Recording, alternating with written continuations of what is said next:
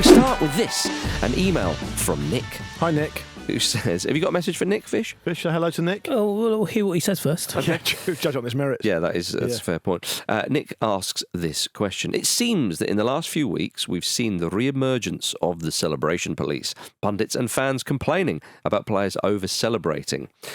And also some controversial, or so-called controversial celebrations, Myles Lewis-Skelly. And well, those same people have made it controversial by saying the stuff they've said, right? Indeed, they have, yes. Yeah. What are your thoughts on the idea that players should temper their celebrations? And you can also talk about maybe those more controversial ones, because the Premier League are, as we mentioned before, looking to perhaps stamp out those so-called controversial or confrontational celebrations.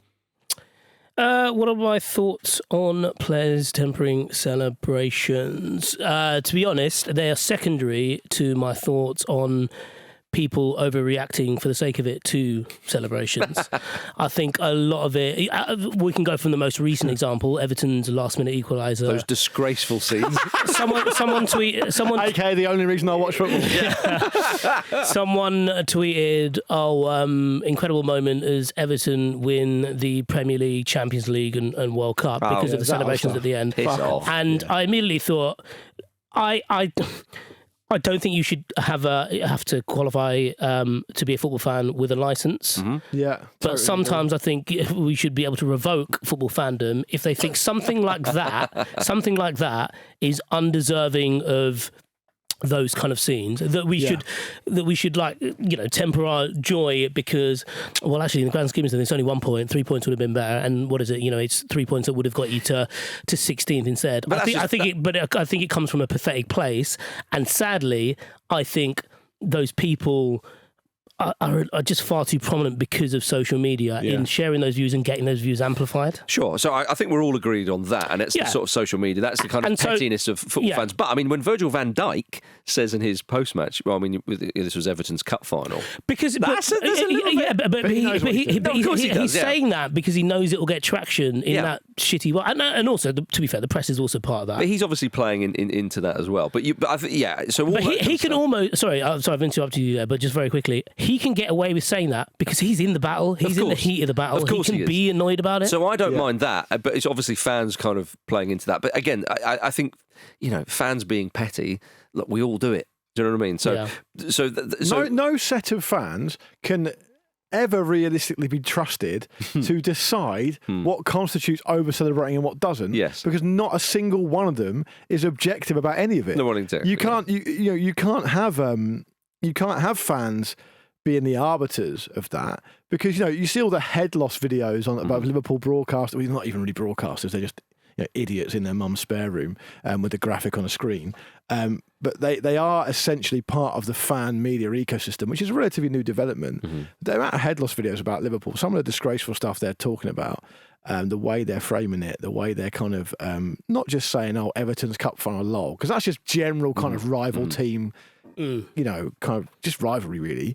But the way that they'll take it to a ridiculous level and genuinely do over the top complaints are the same people who are complaining about the over the top celebrations. Yeah, like the pendulum swings wildly depending on what side of it you're on. My take on this, based on the question from Nick, it's just that pundits are asked to give their opinion on everything. Right, that's their job. Right, they're going to say what they think. Does it mean that is it always something that's worth listening to? Not really. Sometimes it is, sometimes it isn't. Fans, I've already mentioned. The very idea that there's any kind of prospect of over-celebrating any goal or event is only really in play if you're talking about endangering the safety of some fans, or you are talking about endangering the safety of a fellow player or manager or official. Other than that, beyond the obvious stuff about, don't throw a Nazi salute up, don't do the stupid shit that's, genuinely unacceptable. My honest take is just do what you want. Like, why are we so keen to be so po-faced and extract every kind of bit of enjoyment out of the game? It's the same energy that brings things like VAR in, that brings these kind of ridiculous levels of scrutiny because football all of a sudden is the most important thing in the world. I honestly was at the Arsenal City game when this Myles Lewis-Skelly thing happened. It happened about 20 feet from where I was sitting, right? I was so surprised coming away from the game that there was so much discourse around it. I couldn't believe it. Yeah, it was so obviously manufactured. And when it's obviously manufactured in that way, people who don't know any better jump on it and treat it earnestly. Yeah. And it becomes a whole thing it isn't. Moral panics used to be back in the day about stuff that would genuinely Important, yeah. Yeah, I suppose we could keep an eye on that. That's pretty bad. But this is just like... But the follow-up is that you know, and Vish has hit on something there with Van Dijk as well, talking about players who are actually in the arena, you know, the old Roosevelt quote, you know, players are in the arena. The man in the arena type thing. So it's different for them. And I think their perspective is different. If you look at what Paul Scholes said about it, you know, I like Paul Scholes. He's a fucking brilliant player. And I think he's quite an honest guy, if a bit dour. But I just think he sounds like he's in cloud cuckoo land, like talking about players doing this and doing that. And Gary Neville, I mean, Gary Neville's saying similar stuff. Gary Neville got fined thousands of pounds for legging the length of the pitch and celebrating in front of Liverpool fans. They all do it, you know, and that arguably endangered the safety of Liverpool fans. In Gary Neville's defence, Gary Neville was warming up as a substitute. The issue there is that United had made all their substitutes at the time. There's plenty of examples where he was on the pitch when he did that. Yeah, fine. Maybe I've got the detail wrong. No. You've got You're fine. But right, the reality is this is entertainment. This is something that these are the moments. You know, we used to talk a lot back when we were like genuinely alternative media, right? When podcasts first started. When we were in our mum's bedroom shouting them out. Yeah, exactly. We all had to be in the same room. My kitchen, yeah. We used to get a lot of credit from our listeners for being honest about this, saying, you know what? As long as no one gets seriously hurt, I do like to see a fight. I do like to see a bit of controversy. That's part of this because at the time, the broadcasting was very po-faced and very serious, and official broadcasters. So we have to say this, we have to say that. The whole thing's amalgamated now. You've got the overlap. You've got people who openly talk about their club rivalry as pundits on the studio. You never used to get that stuff. And some of it can be good, but I think so the waters have been muddied. But what we mustn't get away from is we mustn't get away from the fact that these narratives, these celebrations, these kind of moments we can be po-faced about them now, but these are the things that are making up compilations in 10 years' time of the great moments that happen for fans, right? 100%. So don't. If you're a fan, you're gonna sometimes, if you're a fan, you're gonna be doing stupid shit that lets yourself down. You're gonna be saying, "Look at Everton, I can't believe they're celebrating a point." That's all part of the overall milieu of the rivalry of being a fan. But you shouldn't be criticising people, I don't think, generally for players who scoring a great goal or giving a bit back to a player that's giving them a bit. You know, to me, that seems like you're just surgically removing all the fun stuff about it. But you know what it's like, though? I mean, when you give certain pundits, you know, such a player, say give them, sorry, when those platforms are established, you know, through a lot of hard work, credit where credit's due, blah, blah, blah, you're in a position and you're going to have opinions and you're going to give them quite forcefully and you know, sometimes in a lofty way. And, you know, look, we're all sat here, you know, making sure we stay the right side of the line, and sometimes we might not. But with regards to, say, Myles Lewis-Skelly or something, for me, it's what I want to hear is an insight from a pundit and say, well, at my club, Manchester United with Neville and Ferguson, all the rest of it, if we'd have done something like that, the boss would have said this to us. Well, Paul Scholes did kind of touch on that. Paul Scholes said, I'd be annoyed. Yeah. My centre-back would be annoyed with me for winding up Haaland because it makes my job harder. And that's the kind of stuff which I think is fine. Yeah. But as I say, when it goes into almost like this moral panic thing, it's just like piss right off. Yeah. Fans are not going to riot because of that. And if they do, then that is on them. Yeah. It's not on the players. You do get very, very rarely the odd celebration where it's like, yeah, okay. Well, the authority... you can't go that far. But, you know, as I've said before, Emmanuel Adebayor, when he ran the length of the field to give it plenty to those Arsenal fans who were chanting disgusting stuff at him. Yeah. I part of me is like, yeah, good on you, mate. Yeah, I agree. Again, another thing that features in all the compilations around him galloping down the pitch in that way. I think the caveat to that, just to make it absolutely clear, is that the authorities are, and rightly so, sensitive about celebrations that can cause a rush of people to the front. And obviously people need to be responsible for their own behaviour, of course, but there are like genuine like public safety considerations around that type of stuff. And I think it's worthwhile. But outside of that, you know, like I said, other than the general kind of, you can't be throwing up different salutes and all that kind of stuff. But players have done that. But players have done that. That's what I'm saying. Indeed, and that's against the law of the land in the most extreme cases. So do you not agree, Vish? Like, people get so het up about this, they almost unintentionally are calling for the joy of the sport to be removed. Because Yeah. it personally pisses them off for a short amount of time. Yeah. Because I mean, I think that's a problem with football fandom at the moment. It's I want it this way, but I want it on my terms.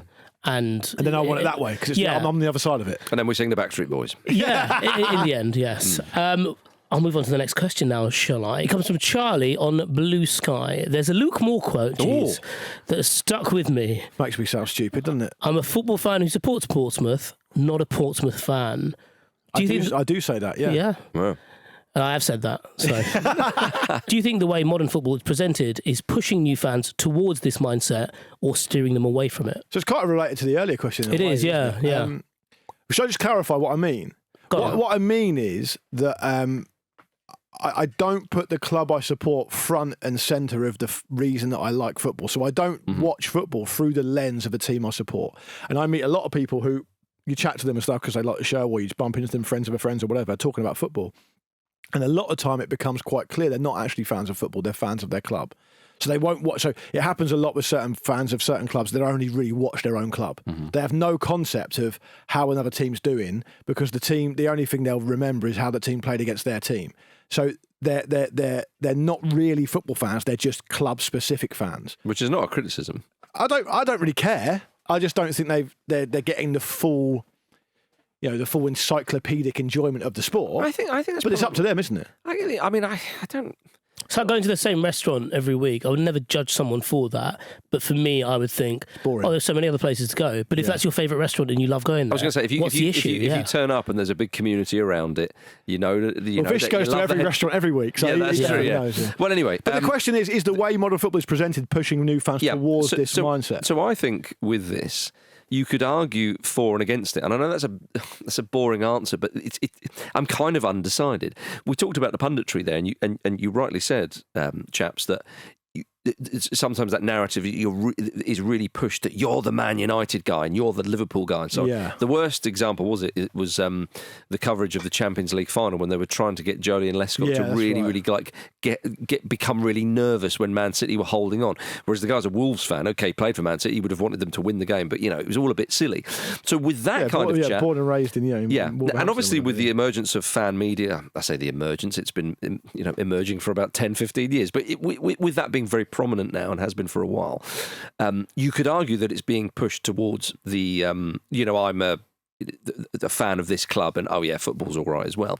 But however, there's so much football played and so many matches and so on TV that wouldn't be the case if you didn't have an audience that was watching it all the time. And I think that it is pushed in some regards to get fans of other clubs to watch as much as possible, which is why you don't see as many games as you used to at 3 p.m. on a Saturday, because you want to get as many eyes as possible. Match of the Day has always been great, and the discussion about that we try and talk about as much as we can in the allotted time, which of course is a small sample size. But look at Monday Night Football as well. They go a deep dive into whoever's playing, and you don't often get the big sides playing on a Monday night. It's usually West Ham or Wolves, isn't it, or Everton? So that slot's often. But there's also loads more options to seek out fan-specific media if you want it. Yes, of course there is, which is why, yes, ultimately, it falls down to what the individual will choose. Yeah. You have the option of immersing yourself in. Let's use the Premier League because that's where we are. You can immerse yourself in general Premier League chat. You look at some of the fan stuff they do on Sky Sports. They get fans of every club in there, and they try and make a big old chat. And obviously, the bigger fans, the fans who are supporters of bigger clubs, it just tends to take the narrative. All those fans, by the way, are people who have specific YouTube channels. Indeed. And I suppose it's not Sky Sports. That's not the overlap. Yeah, it's not Sky Sports. I don't know what you're. I mean, it's kind of linked with it, but I know what you're saying about choice. I suppose the question pertains to the direction fans are pushed in. They make their own choice from there, but I think it does feel like it's a bit more team specific. And ironically, like, my experience of football growing up is very different, to the point of what I do kind of miss that. Like, I'd probably go and it's nothing to do with how things are going now, but I'd probably go as far to echo Luke's quote in terms of my fandom of Manchester United. Yes. I mean, I know I'd definitely be the same. I'm having a lasting impact on the game. Because I grew up watching all kinds of football. Oh, definitely, And yeah. the first bit of football that I was really exposed to was basically match of the day, Manchester United being first, having the longest highlights, lived obviously born and raised in West London. My dad was into football. My dad was a Liverpool fan, kind of vaguely similar in terms of like he just loved football. Yeah. The thing I miss, though, is the community element of it. I'm not sure if I'm going to have kids, but I've always thought if I have a kid, it'd be a great excuse to get them into a local football team and have that experience with them. Even now, I live in North London. Haringey Borough, my local team. I've got to get a half-season ticket because I want to go. I'm home for a bit now. I want to go. I want to experience that. And that's something I definitely feel like I've missed out on. Yeah, I think in some parts of the country, I think that people get to a certain age and they kind of go, actually, that more sort of local thing. I mean, Dulwich Hamlet, obviously, much talked about. But it's more that like I like that community aspect. I quite like, and I think more and more You fans. won't like the community aspect of Dulwich Hamlet. I think more and more younger fans find that sense of belonging online. Yeah, and we can go into an entire different conversation on an entire different podcast about that. Maybe Luke and Pete show, but I think that is also part of it because I think if you feel that if for example Arsenal really prominent online, if you're an Arsenal fan, you can basically have an online community of millions and not have to read anything else out there apart from Arsenal specific content, which may either be tailored for you, Michael Oliver, yeah, or even like dedicated beat writers on the Athletic or even the Telegraph who have excellent Arsenal correspondents. So. Yeah. Okay. So I think you're probably right. Yeah. Generally speaking, I think it's just options, isn't it? With people are being pushed towards that kind of this is your club and you should contribute this. But that is for the broadcasters though. That's actually probably not. But when I was growing up, Marcus, it felt like a completely separate thing. Like I'd go and watch football. I'd go and watch Portsmouth. But I loved football generally. But at the time, though, Portsmouth are not going to be on the TV. You didn't have the option. So to compare I understand that there is something in comparing when we were growing up watching football, but the ecosystem is so different that actually you didn't have those choices. So therefore, you can't really comment on it. But this is reflective of how people generally engage with the internet.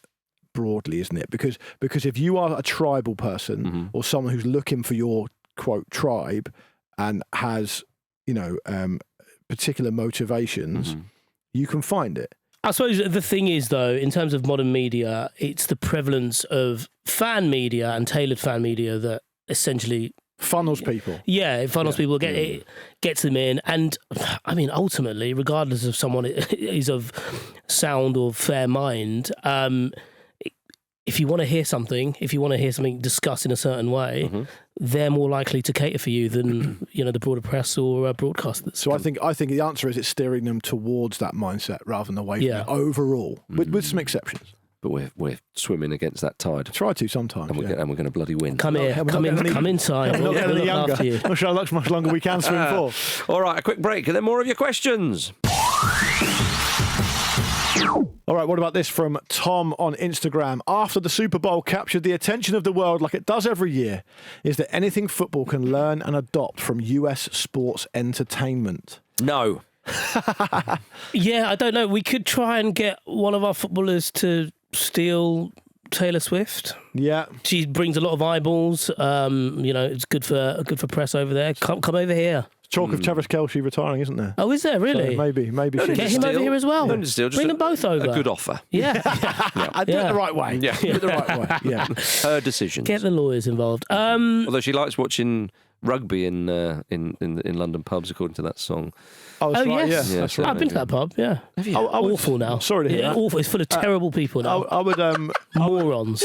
I would also let him, Luke. 36-year-old woman, grow up. Sorry. Yeah. Go on. I mean, no, I don't want to interrupt. I'm told not to interrupt. This is some of your best stuff. Certainly some of your best stuff today. Imagine going to Taylor Swift, trying to get Taylor Swift's stash from a pub. Football kind of has already borrowed a lot from the US stuff, hasn't it? If you look at the way, so the Champions League final is presented now, for example, you've got entertainment on it. There was talk, wasn't there? I don't think it's going to happen. There was talk of was there even a bit of halftime entertainment, proper halftime entertainment? Can't in the Champions League remember. final? There's obviously full. There's a performer beforehand. So they have taken, and also some of the way. I mean, we talked before the break, didn't we, about how football is presented now? But like some of the way that football is broadcast now, particularly in the studio set up and all that kind of stuff, is to me at least informed by how they do it in the US.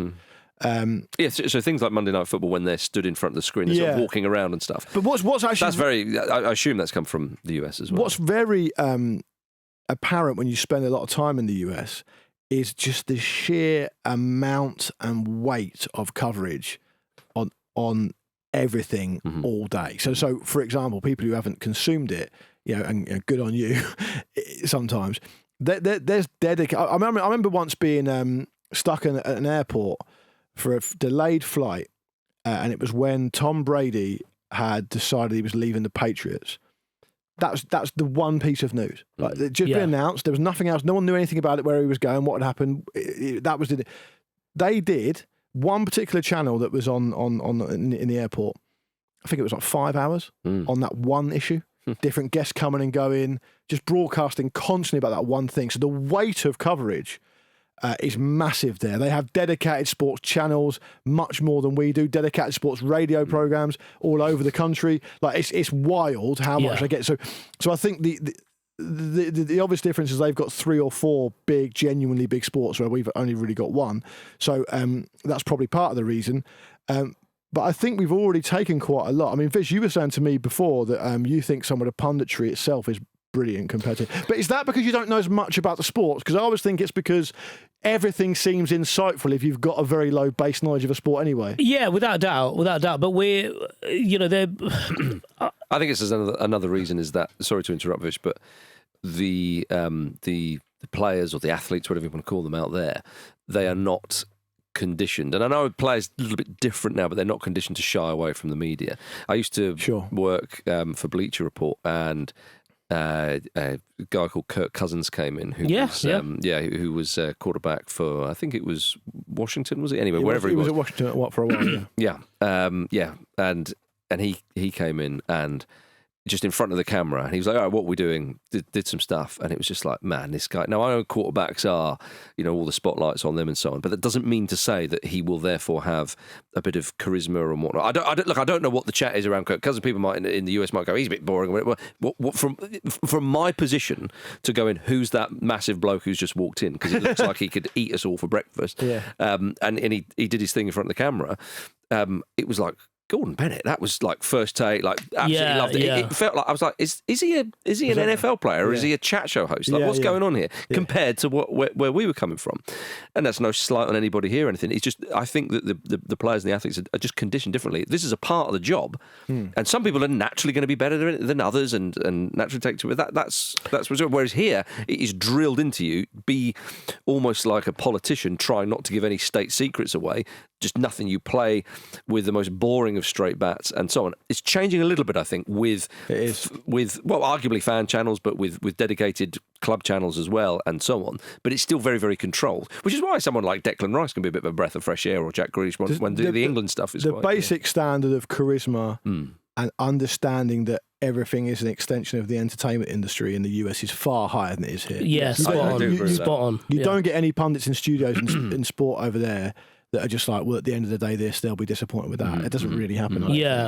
Some people, there are a lot of pundits that people don't like, but it's basically because they don't agree with their takes or whatever, rather than the fact that they're shit and boring. Yeah, and they become kind of characters in and of themselves, and often actually you look between the big takes and you're like, this guy's actually really insightful. Yeah. But and I the thing that goes viral is the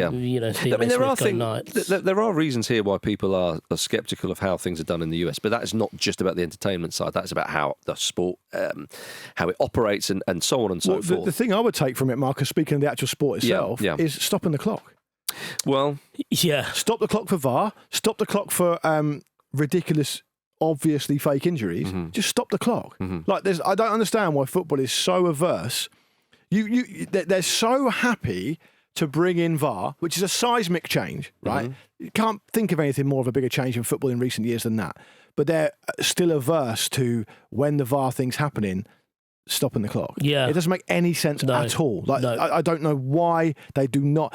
There was one that Haaland one in the Champions League against Real Madrid. It was a semi-automated offside. 4 or 5 minutes to get it right. Didn't stop the clock. If you're Man City, and well, but when you said about coming in VAR, I mean, if you're stopping the clock, that would. I don't think you should stop the clock for everything. Yeah, but so there you go. But then, but that's the thing, though. Because VAR's new, so just ring fence it.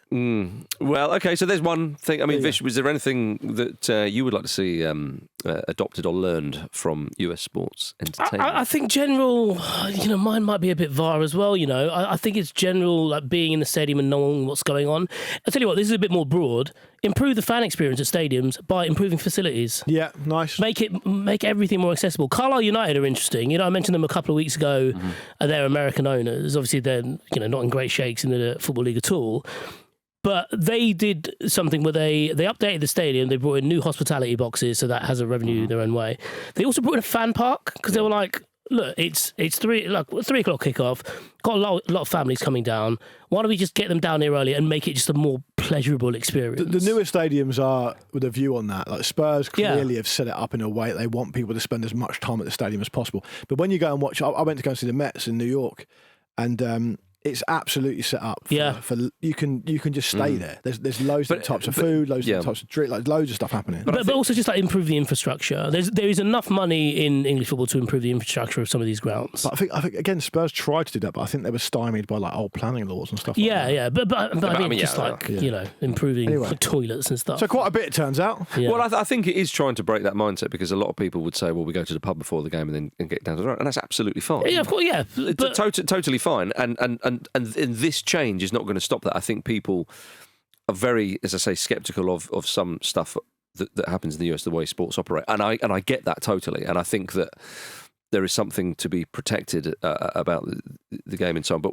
when it is something like, we can make this better for fans, we can do these little things. Very finally, just as a quick one, and we should sing the national anthem before every game. They did. I went to go see the ice hockey in South London the other day, and they sang the national anthem. Hey. How about that? Yeah. Down at Fratton Park, you'd love that. Very quick one before we move on, because I know we don't want to do a deep dive on that. One of the things that's come up to me when I've been visiting American friends and family more often than I thought would, and actually surprised me at the time, is that a lot of American fans have said to me they find it odd that the clock counts up in football rather than down. They're used to seeing clocks count down. Yeah, in football it counts up. Yeah, and they were confused as to that.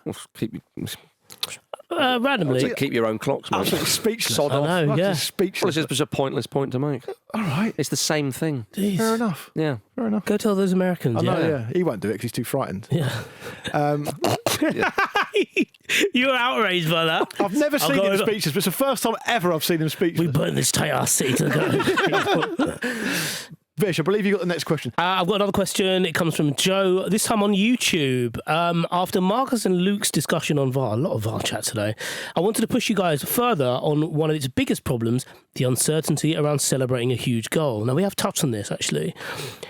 Take what should have been the greatest moment of my football supporting life, Ollie Watkins' winner against the Netherlands at Euro 2024.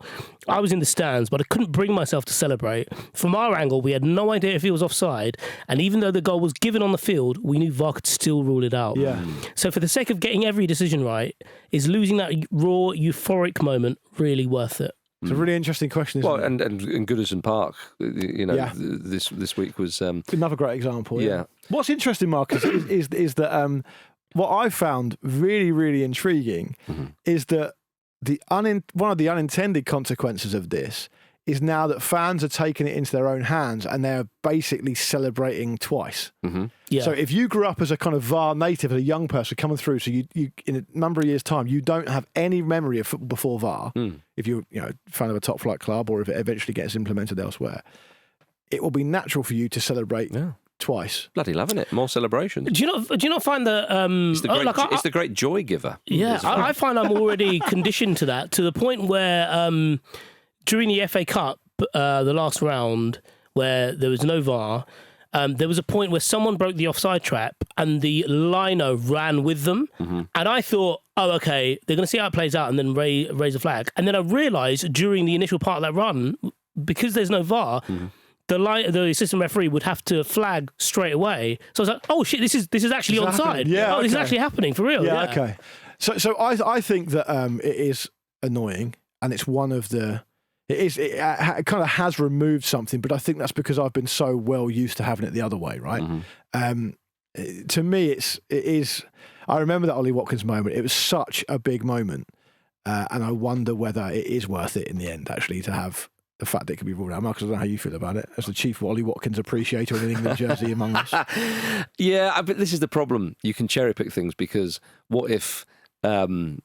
I don't know, the Netherlands scored against England and he was offside and he won the game in the last minute and we're going, but he's 2 yards offside. How's the liner not seen that? Yeah. You could just, this is the thing. Yeah. Maradona's going on against England. But that's a euphoric moment for Dutch fans. Yeah, which is it's a football fan thing, isn't it? There's no VAR, and that's the point. And it's a false. It shouldn't have been offside. Yeah, sure, and this is the point, Vish. But this is something that actually happened that wasn't offside. Yeah, but Joe is saying it's one of the greatest things because it's my team scoring the goal. I'm quite sure that it would be a bit of a sickener if those fans thought, hang on a minute, there was a foul, that goal should not have been given. You just switch the lens. You turn the focus. But this actually this is the thing. This is part of the problem. I just gave you one there, but Atletico Madrid's first goal against Fulham in the Europa League was offside. Yeah. Do you know what I mean? I would much rather VAR chalk that off, but it wasn't chalked off. Do you know what I mean? Like you can start doing this. You can just go. Oh, I know, but the question is it worth it? And I think it is worth it because it improves the capacity to get a decision correct. Yeah. Okay. Fine. You can say it's worth it.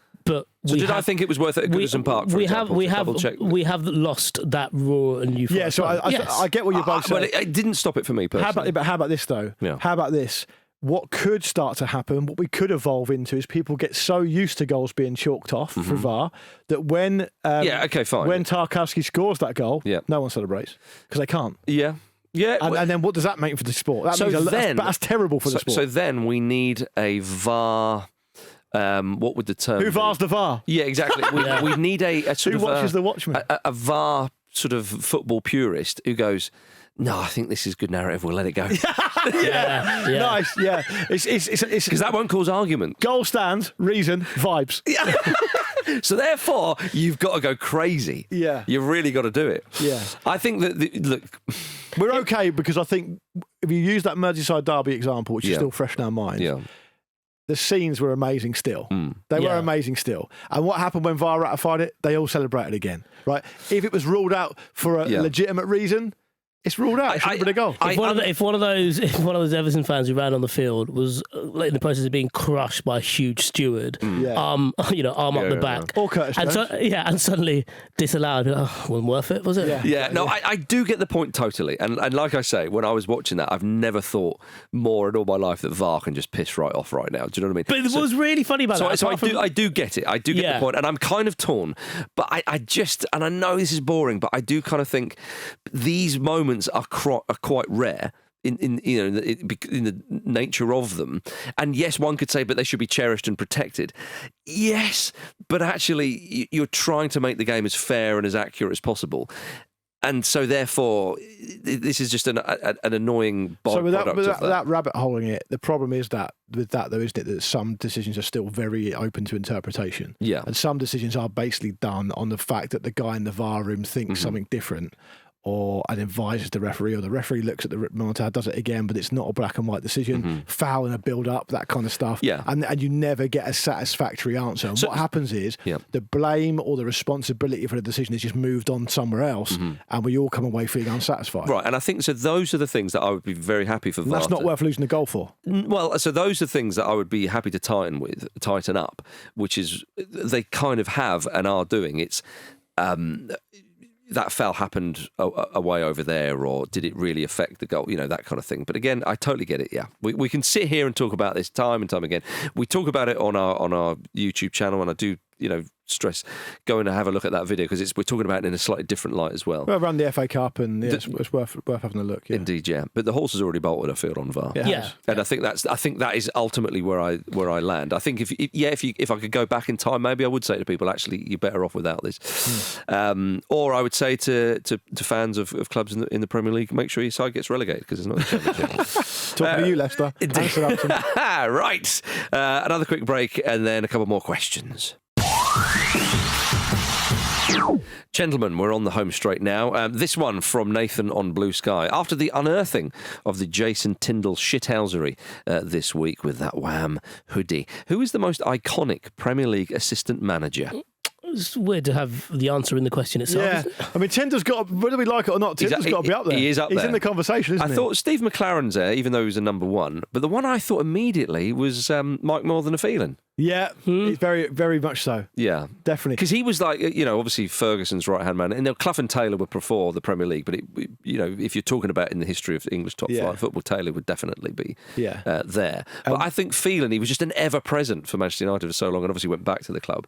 But what about that meme with Roy Hodgson and Sammy Lee? Oh, that's every day. Sammy Lee's up there, I thought about Brian... originals for Sam Allardyce. Come on! yeah, okay. Iconic. Yeah. I thought about Brian Kidd, because he had Manchester United and Man City. Brian Kidd's a good one, with that celebration on the field with the Steve Bruce Trafford, headers at Old Trafford. I loved on his knees, pumping his fist. What about old Harry Redknapp's assistant? Jim Smith. Jim Smith. Yeah. Harry and Jim. God rest him. Yeah. Harry and Jim, they were iconic. I really like the story of Juanma Leo, the Pep Guardiola assistant manager. Oh, yeah. Who, it's just such a pervy Pep Guardiola story. Mm-hmm. Like, because Leo's been in management since the 80s himself. Right? It is. Listen to the story, right? So, he's an older guy, and he's been in management since the 80s, and loads of different jobs, like all over the world, basically winning nothing, right? Which is obviously absolutely key for Guardiola, because Guardiola just wants to look at the detail. But Guardiola hired him as an assistant to replace Arteta in 2020, because obviously Arteta moved on, because Pep was mesmerised by how Leo's Real Oviedo set up against Barcelona in 1996. Love it. Couldn't get it out of his mind to the point he goes to play for him in Mexico. Do you remember Guardiola? Mexico? Well, Leo was the manager there. Yeah. So he went and played for him, and now he got him back over. And if you listen to the way, I know Guardiola's a bit of a character for this kind of stuff, but if you listen to how he talks about Juanma Leo, it's brilliant. He talks about him like he's some kind of genius. He sees things in the game that I could never dream of seeing and stuff like that. And then Leo himself is kind of touted as being the calm kind of figure who, like, when Guardiola's ranting and raving and a bit mental, like he's like a calm, like Buddha type figure sitting there, translating it all and stuff. So I think actually he's quite an iconic assistant manager. You always see him sitting next to Guardiola. He looks a tiny bit like Kevin Keegan as well. Yeah, he does. Spanish Keegan. That's basically what I meant. Pat Rice. Rice is good. What about Ian Dowie when he was Alan Shearer's assistant for those games at Newcastle? I don't think this guy was assistant, but Joe Jordan always sticks in my mind, and purely for that fight with Goodison. Yeah, there's that one. I mean, Stevie Clark, Mourinho. There's loads of them. Ray Lewington. Yeah, Roy and Ray. Right, Roy and Ray. I don't think it ever gets better than Sam and Lee unwrapping Werther's originals for Sam Allardyce, though. In the back of that car that time. I didn't witness it, but Sammy Lee always travels in shorts. I think what we've learned from this question is that there is a certain type of assistant manager who always wears shorts, always looks hard, and will always unwrap sweets for people. Indeed. And that is really the legacy. And if Jason Tindall... Sometimes appear with a Wham hoodie with his face on it. No, but if Jason Tindall turned up, pair of shorts, and on the bench, the camera cuts to them, and they're just unwrapping sweets together, Tindall's up there. He's got to be up there for that. I don't think Tindall's... Would he pass Eddie House and Werther's originals? Maybe. Maybe he would. Right, let's finish with this one from Jam Hands on Discord. Jam Hands again? Yeah, he loves it. He's all over it. He's all over yesterday as well. He's top man. He's all over it, like the jam is on his hands. If the Ramble did a Mario Kart tournament, which characters would everybody pick? Luke would definitely be Bowser. I've got to say, no, well... or Donkey Kong. There is no one in this studio or listening to this show that could possibly beat me on Super Nintendo's version of Mario Kart. Mario Kart. Always Koopa Trooper. Koopa Trooper was, I know Bowser him and Toad were the best ones, But Bowser and Donkey Kong had better top speed. Yes. But Koopa Trooper and Toad was much more... yeah, no, you're right. They were the best ones. I remember, I've told this story before, but I'll say it very quickly. There used to be a video game show back in the 90s presented by Bob Mills, and I forget the name of it. And it was there was a section in there where people would send their best scores or their best times in for different games. And the week they did the best times for the time trial on Mario Circuit 1 and the Mushroom Cup on the Super Nintendo. You were in there. No, I didn't submit a time because I just didn't do that. My time was better than all of them. Wow. So I reckon I'm actually a pretty good contender at Super Mario Kart. See, I would immediately... So Koopa Trooper is the answer. And let me just say this. There's probably a lot of people saying, oh, surely Pete Donaldson. Pete, It's whenever terrible. it comes to any kind of competitive thing... Yeah, he's terrible. He just completely, just loses it. He gets bored. No, He also gets bored. No, he gets scared. Yeah, He and then gets bored. scared. He gets in the heat of battle. He gets bored. Indeed. Did you play much Mario Kart? Pete would probably A little choose, bit, yeah. Pete would choose Yeah. Yoshi, wouldn't he? No, I think it'd be Waluigi. Well, now you're getting into more recent. Yeah, so my one was Yoshi or Shy Guy. Shy Guy, I don't even know who that is. Yeah, see.